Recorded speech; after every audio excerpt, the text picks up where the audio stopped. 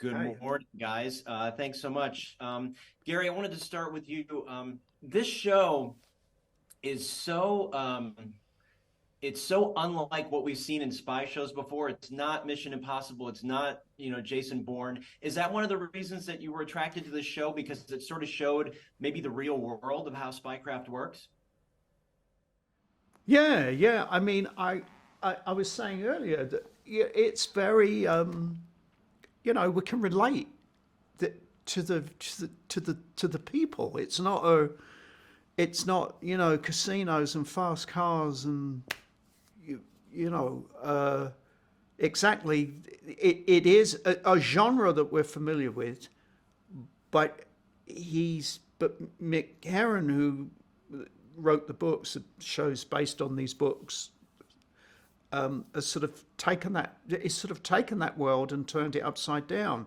And there's also, I think, there's a great deal of humour that these occasionally these shows or these spy adventures, take themselves a bit too seriously, and I think that there's a lovely sort of not that we're winking at the audience. We're conscious not to do that, but I think we are at times a little tongue in cheek. You know what I mean? It's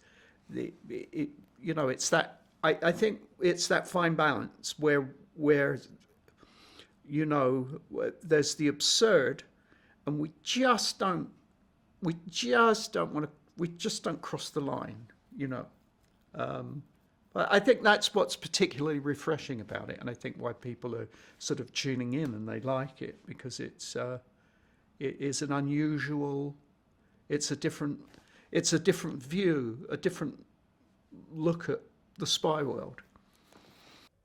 So Jack, I want to ask you, it seems like maybe, and maybe I'm projecting here, but maybe one of the reasons that we have such a great relationship between you and Lamb is that he sees himself in you, maybe when he was a younger agent, and he sort of is, sort of like, okay, I used to be like that. What do you think? I mean, that's a good point. I've never actually thought of it that way because I think they're so polar opposites. But I can definitely absolutely see River turning into Lamb. I can already see it.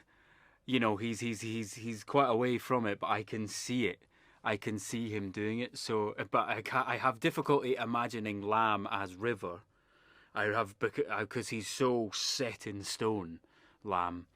But I've never thought of it like that, and I think I'm going to think of it like that from now on. Is think of Lamb running around Moscow or somewhere like that in, like, what would that be, the sort of 70s or whatever, running around, getting frustrated, and then smoking like hell, and just sort of slowly sort of stopping in front of windows full of food and the sort of writing being on the wall.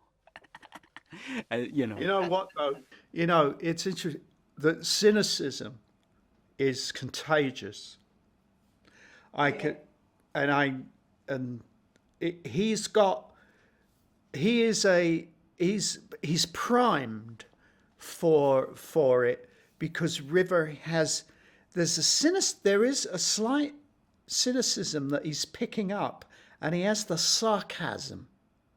He's got the sort of the Lamb sarcastic side to him. You know what I mean? So he was. So when these books are finished, and I have long retired, it'll be River Cartwright sitting in that chair, blowing off. That's for you, Lamb. Yeah. Thank you very much, guys. That was wonderful. Love the show. All right. Thank you. Thank you.